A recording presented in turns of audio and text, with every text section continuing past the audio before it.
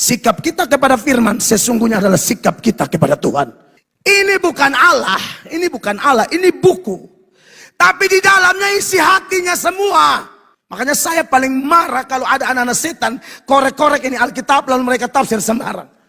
Karena prinsip anak Tuhan yang mengasihi Tuhan adalah aku mengasihi, aku menyukai apa yang Tuhan sukai, aku membenci apa yang Tuhan benci. Jangan menyukai apa yang Tuhan benci, apalagi membenci apa yang Tuhan sukai. Makanya orang-orang yang tidak bertanggung jawab kutip kitab suci kami, saya pasang label anak setan dan mereka kaget. Ya, kau bilang kami kafir boleh. Kami bilang kau anak setan, kau pikir saya ini bodoh. Pendeta Son Balaja ini jemaat di sini penasihat hukum terlalu banyak saya. Orang-orang yang sayang kami dan mengerti hukum. Bapak hati-hati. Sepanjang ada, ini Alkitab diakui di negara ini loh. Ini bukan Alkitab omong kosong. Secara hukum legal ini jelas. Saya tidak omong sembarang. Kau berani ganggu gue, saya kasih tahu. Kau cocok dipasang label apa? Yang suka rubah tafsiran firman Allah. Apalagi doktrin-doktrin mendasar orang Kristen. Kau setan punya anak. Arah pikirnya, cara tafsirnya mirip seperti setan tipu Hawa. Rubah firman, Hawa tumbang. Datang coba Yesus di padang gurun, kutip firman, salah tafsir. Yesus tegur, kau mencobai aku. Saya hantam semua itu di video. Mereka suruh minta maaf. Minta maaf apa? Ini ada di Alkitab, lu enak. Kecuali saya penistaan agama, saya omong agama kau. Di gereja ini kami larang omong agama orang. Di sini. Habis ini coba-coba omong kami punya. Kalau hanya baca biasa, terima kasih. Kalau hanya tafsir benar, kami juga minta terima kasih. Tafsir salah, penistaan. Ahok masuk penjara, hanya kutip satu ayat, salah tafsir loh. Kalian kutip berayat-ayat, betapa kalian meremehkan kami. Mentang-mentang kami minoritas. Kalau pendeta tidak cinta firman yang cari aman, hanya tunggu tiap bulan tanda tangan gaji. Beda. Beda, bagi saya itu bukan hamba Tuhan sejati. Saya sekolah teologi ini untuk mengajar tentang Tuhan kepada umat. Dan saya akan belajar tambah. Amin. Anda punya silsilah nanti ada paman Tuhan, ada ayah Tuhan, ada ibu Tuhan, ada kakek Tuhan, ada nenek Tuhan, ada sepupu Tuhan. Ini keluarga Tuhan jadinya. Kalau Tuhan punya keluarga, mana yang mau kita sembah? Semua keluarganya disembah karena Tuhan semua. Kalau kami nggak kan aneh gitu. Kalau kami Kristen ini ya Yesus itu kami anggap sebagai Tuhan karena apa? Dia kan juru selamat, menyelamatkan umatnya, menebus dosa dari apa itunya Pak Ustadz. Kalau kami ini Kristen. Itu kan alasan dari Kristen menuhankan Yesus. Yang saya tanya itu nanti kalau Tuhan punya keluarga ini kita sembah semua gitu keluarga Tuhan ini. Ampuni segala dosa karena di Kristen sudah dikasih angin-angin surga. Artinya makan babi goreng halal gitu kan. Kenapa babi gitu panggang, mau Pak. gitu? Kenapa mau gitu? Kenapa mau orang dosanya kalau doni udah ditebus? Kenapa mau ingin berubah gitu? Nah, Ke gini, yang Pak. lebih sulit. Ya, jawabannya simpel. Karena saya pada waktu itu akhirnya memutuskan untuk mengikuti apa yang dilakukan Yesus di sini, Pak. Ketika saya mengikuti makan babi boleh, dosa sudah ditebus, itu berarti saya sebenarnya pengikut Paulus, bukan pengikut Yesus. Makanya tadi kolomnya saya pecah-pecah. Ada Islam, Yahudi, Yesus, Paulus, dan Kristen. Yesus, Paulus saja ajarannya beda, Pak. Paulus mengajarkan dosa waris. Kalau mau selamat, mulut kita harus mengaku Yesus Tuhan yang sudah bangkit dari antara orang mati, dibangkitkan maksudnya. Baru kita selamat. Tapi kalau Yesus ajarannya apa? Bertobat. Kalau nggak bertobat, nggak masuk surga. Yesusnya di sini sujud, Pak, sholatnya, sholat subuh, puasa, disunat, dikafanin matinya, Pak. Walaupun kita nggak percaya bahwa Nabi Isa ini yang disalib ya. Yesus juga diceritakan apa, Pak? Dibaptis. Kita Islam dibaptis nggak, Pak? Ibu dibaptis nggak, Bu? Ah, nggak. Emang nggak pernah mandi junub, Bu? Nah, mandi junubnya Islam maknanya sama dengan mikvahnya orang Yahudi, baptis. Tapi baptis orang Kristen itu beda maknanya dengan baptis orang Yahudi, Pak. Orang Yahudi baptis itu artinya menyucikan diri seperti kita mandi junub atau mandi besar. Ya, Pak ya. Udah gitu Yesus di sini diceritakan apa, Pak? Akikah juga. Saya bertanya, umat mana yang lakinya disunat, puasa, nggak makan babi, sholatnya sujud, kalau mati dikafanin, mandi junub, akikah, umat beragama apa, Pak? Islam ternyata gitu. Jadi saya mau ngikut Yesus yang di sini atau saya mau ngikut sunnah Yesus di sini, Pak, gitu. Loh, 1 Yohanes 1 Yohanes 5 ayat 5:7. 7. Buka, Loh, buka. berani dong. Ah, makanya saya baca sama nggak? Orang kudus kok anak Tuhan. Baca, Pak. Bapak kan masih ada selubung di mata. Saya baca belum sama nggak dengan itu? percaya. Saya baca sama nggak dengan itu? Sebab ada 3 yang Ya. memberi kesaksian di dalam sorga, Bapa, Firman, dan Roh Kudus, dan ketiganya adalah satu. Pertanyaannya apa? Saya baca sama. Enggak usah. Enggak, Bapak baca. Enggak bisa. Saya tidak akan setuju dengan Bapak pegang. Bapak enggak bisa. Bapak pegang. Itu kan Alkitab Katolik. Iya, Bapak pegang. Bukan saya. Bapak pegang. Enggak usah. Bapak lihat. Saya tidak dengar itu. Saya baca. Anda usah, jangan berapologetika lah. Oh. Enggak usah. Jangan lari ke situ. Jangan alihkan. Bahas dari ayat ini saja. Kan iya itu Nggak, makanya. Sekarang saya mau Sudah, buka. nggak usah, Nggak mau. jangan. Bapak nggak mau buka. Saya sudah baca. Oke, sekarang saya baca, Pak. Enggak usah baca itu. Makanya Bapak tolong dengarkan. nggak bisa. Sama nggak dengan itu, Pak? Tidak. Nggak sama dengan itu. Tidak benar. Tidak benar. Di luar Alkitab yang Oke. sudah tertulis tadi Sekarang saya tanya. Wahyu 1 ayat Oke, 3. sekarang saya tanya. Kenapa Injilnya bahasa Yunani? Bingung kita. Padahal itu kekhasan dan keunggulan warisan sejarah iman Kristen. Karena apa? Yesus berkarya di mana? Galilea, wilayah bangsa-bangsa. Ya, Galilea, wilayah bangsa-bangsa. Dan itu nubuatan Nabi Yesaya. Dalam Yesaya pasal 8 ayat 23. Disebutkan di sana daerah seberang Yordan. Afer Hayarden. Gelil Hagoyim, Galilea, wilayah bangsa-bangsa. Dan Yesus berkarya di wilayah bangsa-bangsa itu. Makanya khotbah di atas bukit dilakukan tidak di Yerusalem, tapi di wilayah Galilea. Awal pewartaan pengajaran Yesus di bukit di Galilea. Dan akhirnya pengutusan agar Injil diwartakan ke seluruh dunia. Jadikanlah semua bangsa muridku, di sebuah bukit juga di Galilea. Kenapa tidak di Yerusalem? Karena Yerusalem lebih homogen, sementara Galilea lebih heterogen. Tentu saja adalah Pak Abu Janda. Saya mohon maaf Pak Abu Janda, karena gini Baraya, karena kalau Pak Abu Janda itu saya pikir udah nggak akan ada orang yang menyangkal dan nggak akan ada orang yang marah kalau saya sebut bahwa Pak Abu Janda itu adalah seorang buzzer dari Israel gitu. Kenapa seperti itu? Ya karena narasi-narasi yang beliau sampaikan di berbagai platform media digital itu sama seperti template seperti yang saya sebutkan, misalkan bahwa Hamas itu teroris, bahwa dia itu adalah pangkal dari peperangan, dan kemudian bahwa Israel itu adalah negara yang menjadi korban bagi perang dan lain sebagainya gitu. Itu kan narasinya juga template gitu ya. Kemudian karakteristik atau ciri berikutnya itu adalah bahwa Pak Abu Janda itu pernah ketahuan datang ke Israel diundang secara langsung oleh pemerintah Israel. Nah, begitu. Informasi ini saya dapatkan dari Pak Ade Armando. Jadi Pak Ade Armando itu kan dulu satu kolam ya dengan Pak Abu Janda. Cuman sejak serangan Oktober itu Pak Abu Janda dan Pak Ade Armando itu berbeda pandangan dan akhirnya berpisah, dan kemudian setelah itu tidak kontak-kontakan lagi sampai sekarang katanya, di mana Pak Ade Armando itu pro terhadap Palestina sedangkan Pak Abu Janda itu adalah pro terhadap Israel, dan karena itu mereka tidak ketemu lagi, marah-marahan gitu ya. Nah tapi Pak Ade Armando itu memberikan kesaksian kepada saya bahwa jauh-jauh hari sebelum serangan Oktober itu Pak Abu Janda itu memang sudah datang ke Israel gitu. Begitupun dengan tokoh yang saya curigai, ini saya curigai ya, bukan beneran. Saya curigai sebagai agen atau buzzer Israel itu diantaranya adalah Pak Lutfi Syaukani. Ateis itu kan tidak mengakui Tuhan, betul nggak? Ya, betul. Oke, menurut Al-Quran nih, orang ateis itu punya Tuhan nggak? Menurut Al-Quran, nggak dijelaskan dia secara tekstual. Jadi menurutmu orang ateis itu menuhankan apa? Dia nggak percaya Tuhan, ateis itu. Dia nggak menuhankan apa-apa?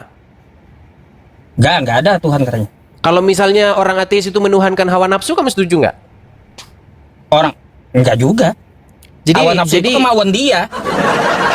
Oke, jadi menurut Al-Quran orang-orang yang menuhankan hawa nafsu itu ada nggak? Loh, ini juga udah dibahas. Si Uncup jawabannya cuma ini udah dibahas, ini udah dibahas. Enggak, masalahnya kamu mulai. Nggak ada pembahasan yang baru, Kak. Udah dibahas, kamu ulang-ulang lagi, bosan. Iya. Abang mengampuni dosa berarti abang menyamakan dia dengan Tuhan.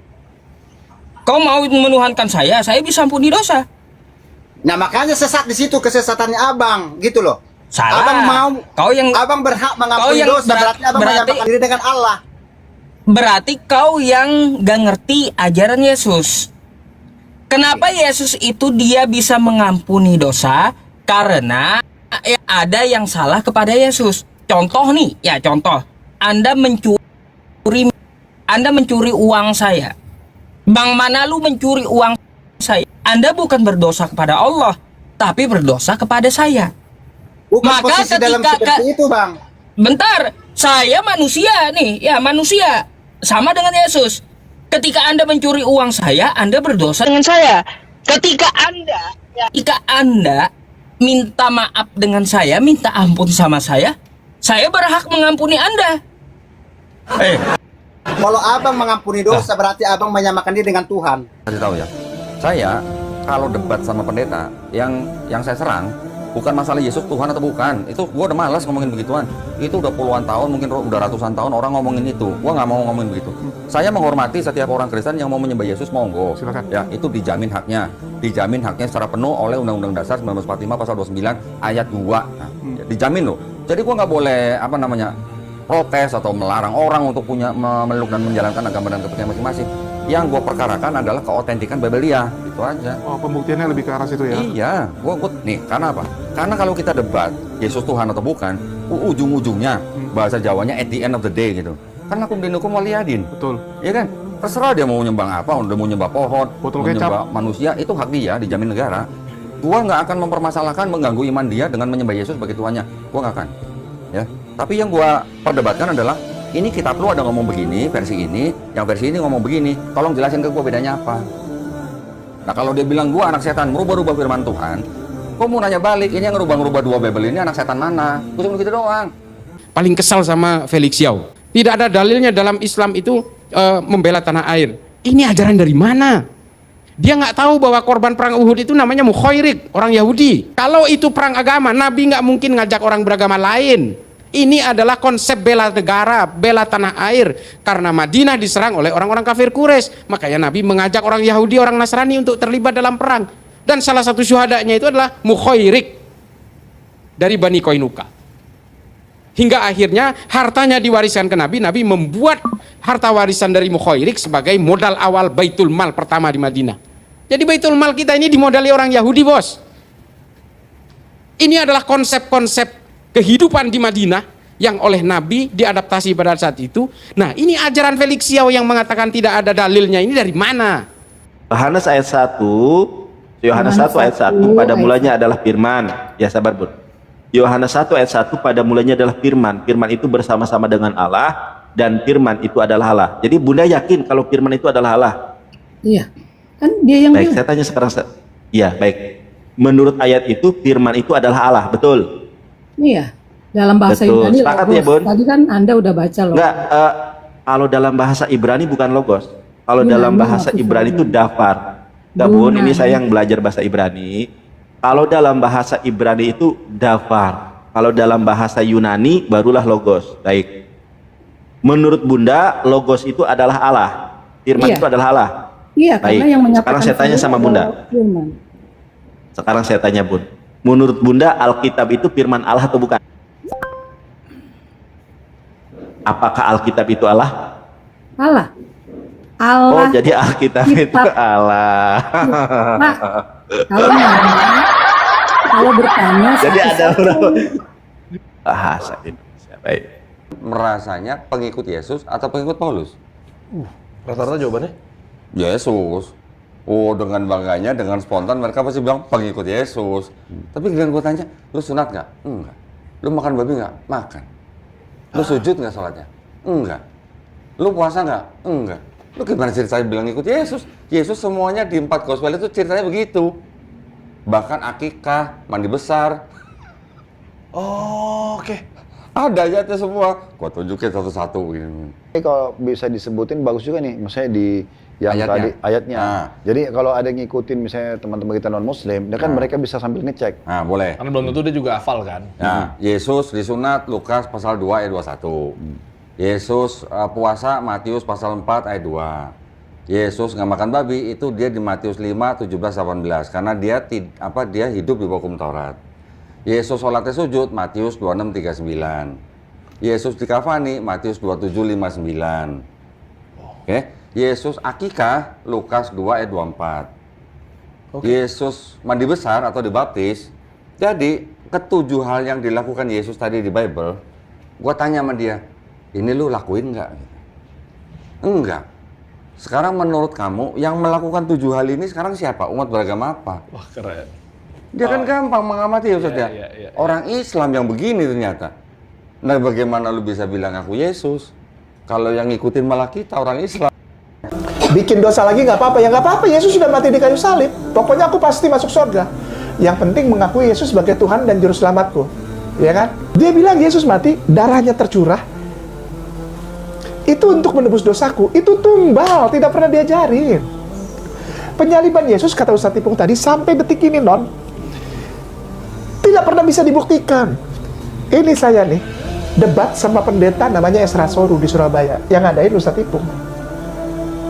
Tidak bisa kasih bukti dia. Kesini lah, ngomong ini lah, ngomong itu lah, muter aja kayak gangsing. Kalau lokasinya? Ya? Lokasinya, tempatnya? Tidak ada sampai detik ini. Nama Golgota baru ada tahun 1849. Baru diusulkan itu. Baru diusulkan. Non, Yesusmu itu kasihan difitnah. Kalau kau cinta Yesusku, mau cinta Yesus. Bagaimana cinta orang dia difitnah? Dia nggak pernah dibunuh, nggak pernah disalib. Yang benar siapa? Orang Islam. Orang Islam yang bilang, orang Islam yang memuliakan Yesus tidak disalib, tidak dihina, tidak ditelanjangin, tidak dipaku, tidak diludahin, tidak ditendang, tidak dicambuk, tidak. Dia diselamatkan Allah. Kenapa? Karena Allah sayang sama dia. Ini orang nggak bersalah. Kenapa harus dipaku? Kalau Yesus itu telah naik ke surga. Kalau Yesus anak Maria terangkatnya ke langit. Betul, tapi benar kan? Iya, kalau Yesus anak Maria terangkat ke langit. Amin. Tetapi dia tidak mengalami kematian. Sedangkan yang keluar dari kubur itu bukan anak Maria. Oh, beda. Oh iya dong. Sekarang abang ini yang disalib itu adalah orang yang dikutuk Elohim. Betul tidak? Benar tidak? Bukan dikutuk Elohim. Loh, dalilnya begitu. Dia disalibkan itu karena untuk memakukan semua kutuk itu di atas kayu salib. Itu doktrin dari gereja. Itu doktrin dari gereja. Anda baca Ulangan 21. Ulangan 21 nomor 22 nomor 23. Oke, ulangan ya. Oke. Iya, silakan. Biar kita diskusi jadi Bang Suma paham ayat per ayat. Ya, oke. Bang, kok jadi saya yang paham? Aduh, bertanya aja ke saya. Oke, Anda yang bertanya ke saya.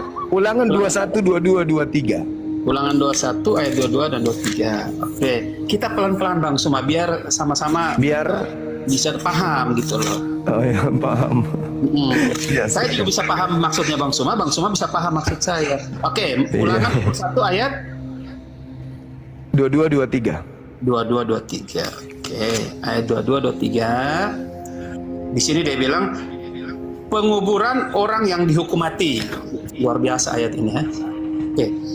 Apabila seorang berbuat dosa yang sepadan dengan hukuman mati, lalu ia dihukum mati, kemudian kau gantung dia pada sebuah tiang, maka janganlah mayatnya dibiarkan semalam-malaman pada tiang itu, tetapi haruslah engkau menguburkan dia pada hari itu juga, sebab seorang yang digantung terkutuk oleh Allah, janganlah engkau menajiskan tanah.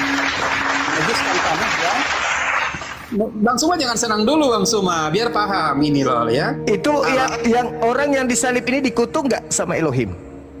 Ya iya, itu Yahudi Bang Suma.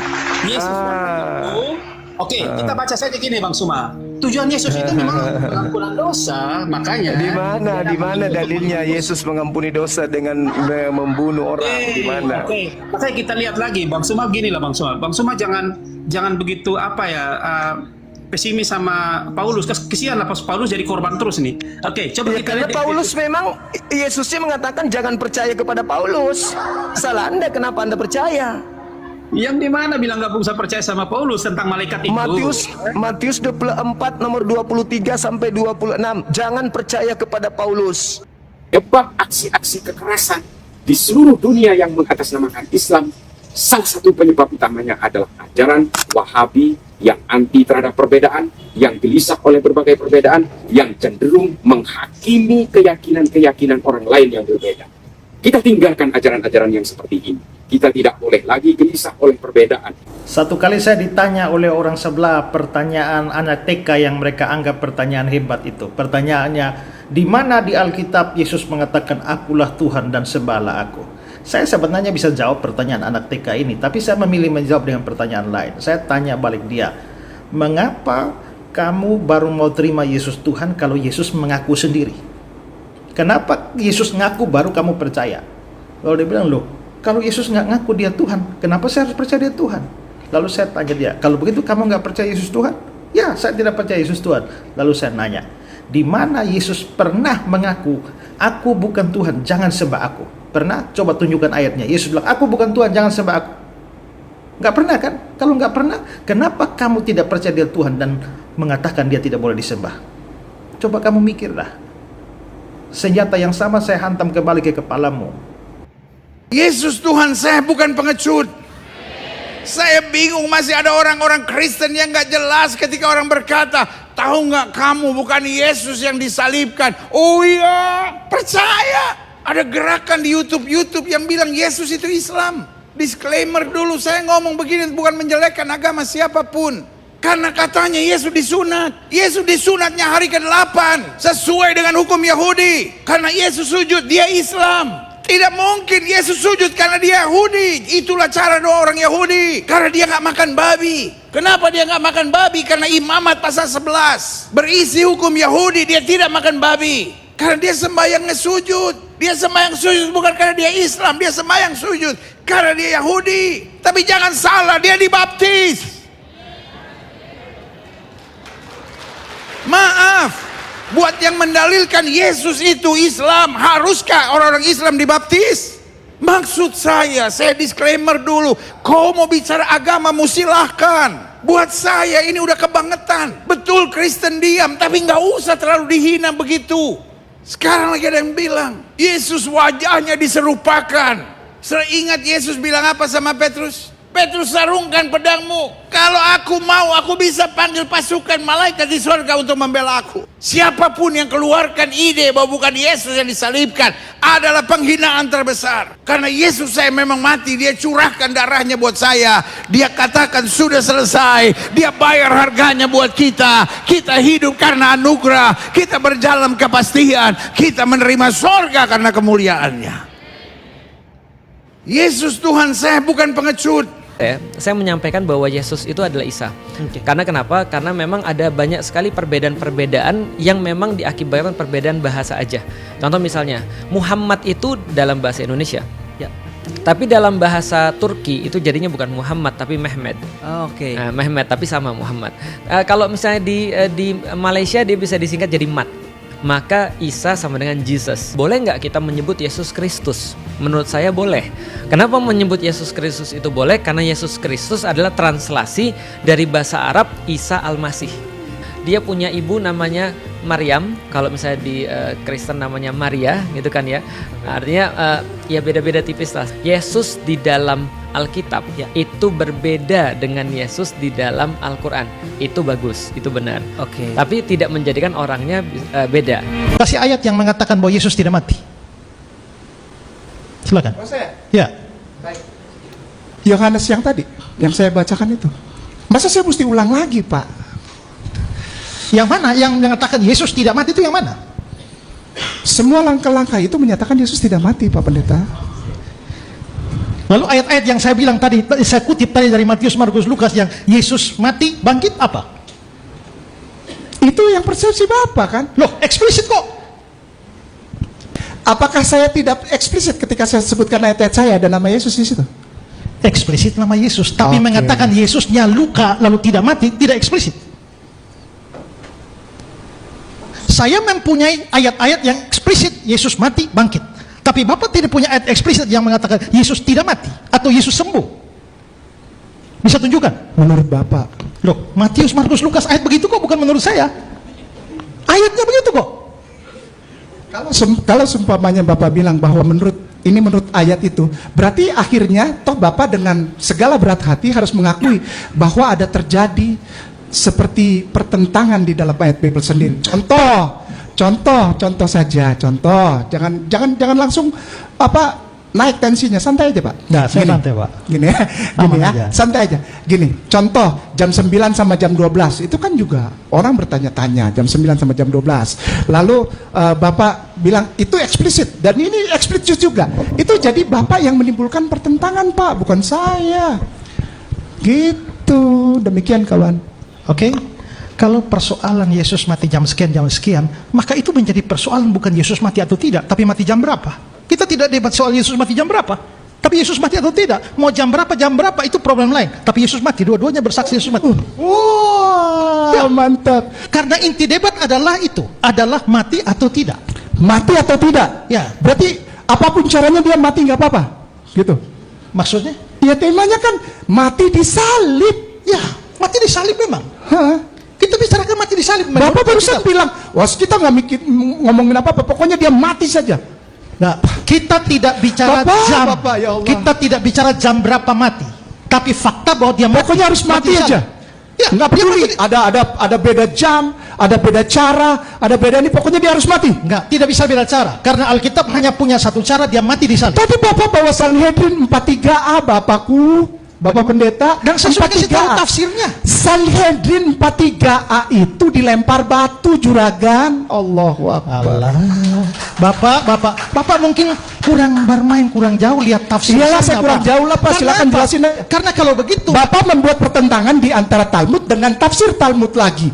Kalau Yesus itu memang Tuhan, apakah Yesus pernah berkata, "Akulah Tuhan, sembahlah aku"? Pernah dengar pertanyaan itu? Karena Yesus itu ngomongnya dengan orang Yahudi, bukan dengan orang Indonesia. Maka cara bicara yang dimengerti orang Yahudi, waktu dia berkata, "Akulah anak Allah", itu dia sedang berkata, "Akulah Tuhan". Waktu dia berkata, "Aku dan Bapakku adalah satu", dia sedang berkata, "Aku adalah Allah". Tapi kalau Yesus berkata, "Sembahlah aku", cari ayatnya, tidak ada. Memang Alkitab memerintahkan kita menyembah Tuhan. Yesus ya selama menjadi manusia tidak pernah minta disembah. Walaupun murid-muridnya menyembah dan semua orang yang telah melihat mujizat menyembah dia dan berkata, "Engkaulah Tuhan". Tuhan tidak menolaknya, tapi Tuhan tidak pernah memerintahkan menyembah. Karena dia memberi contoh, jangan gila hormat. Makanya dia adalah Tuhan yang rendah hati. Itu sebabnya justru iblislah di ayat Alkitab yang minta disembah. Ternyata juga kan itu batu meteor sebetulnya, yang barangkali 1000 tahun yang lalu begitu ada batu jatuh, wah yang nyoroyot gede bercahaya, ini pasti dari gitu. Tapi kan sekarang udah diuji oleh NASA. Ternyata itu batu itu hanya batu meteor, ada semacam batu ferit yang tadi semua ya. Nah inilah yang hal-hal yang kayak begini sehingga orang percaya sorga itu di sono kan gitu. Nah ini kan hari ini tidak boleh lagi, orang-orang sudah logik. Maka Ali bin Abi Thalib sudah berkata, hanya orang agama itu untuk orang berakal.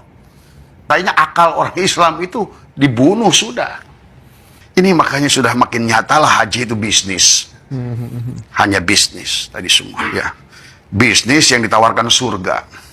Surganya yang nanti. Kan ini udah permainan tadi semua. Maka itulah saya berhenti jadi pembimbing haji tadi semua. Saya berhenti jadi pembimbing haji, merasa masih kafir ya? Karena kalau manusia itu mengerti tentang sejarahnya adalah itulah berhala yang tersisa. Sebenarnya gitu kan tadi. Benar. Berhala yang tersisa dan manusia masih nyembah berhala. Dan lucunya kita menuduh orang Hindu, orang Buddha, orang apa ada penyembah berhala. Saya sedang berceramah di forum Islam. Lalu saya ditanya demikian. Menurut pendapat Bapak, apakah Muhammad itu nabi? Nah ini. Kira-kira kalau saudara berada dalam forum seperti itu dan ditanya seperti itu, apa jawabmu? Kalau dijawab nabi, nabi dalam pengertian apa? Sebab kita orang Kristen percaya Yesus Kristus adalah puncak penggenapan nubuat para nabi. Yesus Kristus adalah putra Allah, firman Allah. Kalau Allah sendiri sudah turun melalui firman-Nya, lalu untuk apa ada nabi lagi? Tapi kalau kita mengatakan bukan, lalu mereka mengatakan Anda tidak toleran terhadap kami. Sedangkan kami mengakui Yesus sebagai nabi, kami mengakui Yesus sebagai rasul, dan kami sangat menghormatinya. Dia sebagai Rasulullah, Bahkan Al-Quran memberikan gelar khusus padanya sebagai kalimatim minhu, firman dari dia. Bahkan Quran juga mengatakan kalimati minallah, firman daripada Allah. Lalu mengapa Anda menolak kenabian Muhammad? Nah ini. Lalu ketika saya jawab, ya Nabi Muhammad adalah nabi, nabinya umat Islam, bukan nabi saya. Tapi kenapa Pak kok tidak nabi Bapak? Ya, saya kira ini bukan pertanyaan dialog, ini pertanyaan polemik. Katanya kita mencari titik temu. Lah kalau saya percaya Muhammad nabi, Kristen saya bubar. Seperti Anda percaya Yesus Tuhan, Islammu bubar. Kenapa kita tidak langsung mengatakan Muhammad itu nabi? Lah karena sudah tutup, tidak ada kesempatan lagi. Sama dengan orang Islam mengatakan Muhammad kataman nabiin. Lah kalau ada nabi setelah Muhammad kira-kira bagaimana? Kesulitan karena apa? Secara moralitas itu universal. Saya sangat setuju dengan jawaban Dr. Bambang Norsena. Sikap kita kepada firman sesungguhnya adalah sikap kita kepada Tuhan. Ini bukan Allah, ini buku. Tapi di dalamnya isi hatinya semua. Makanya saya paling marah kalau ada anak-anak setan korek-korek ini Alkitab lalu mereka tafsir sembarang. Karena prinsip anak Tuhan yang mengasihi Tuhan adalah aku mengasihi, aku menyukai apa yang Tuhan sukai, aku membenci apa yang Tuhan benci. Jangan menyukai apa yang Tuhan benci, apalagi membenci apa yang Tuhan sukai. Makanya orang-orang yang tidak bertanggung jawab kutip kitab suci kami, saya pasang label anak setan. Dan mereka kaget. Ya, kau bilang kami kafir boleh. Kami bilang kau anak setan, kau pikir saya ini bodoh. Pendeta Son Balaja ini jemaat di sini penasihat hukum terlalu banyak saya. Orang-orang yang sayang kami dan mengerti hukum. Bapak hati-hati. Sepanjang ada, ini Alkitab diakui di negara ini loh. Ini bukan Alkitab omong kosong, secara hukum legal ini jelas. Saya tidak omong sembarang. Kau berani ganggu gue, saya kasih tahu. Kau cocok dipasang label apa?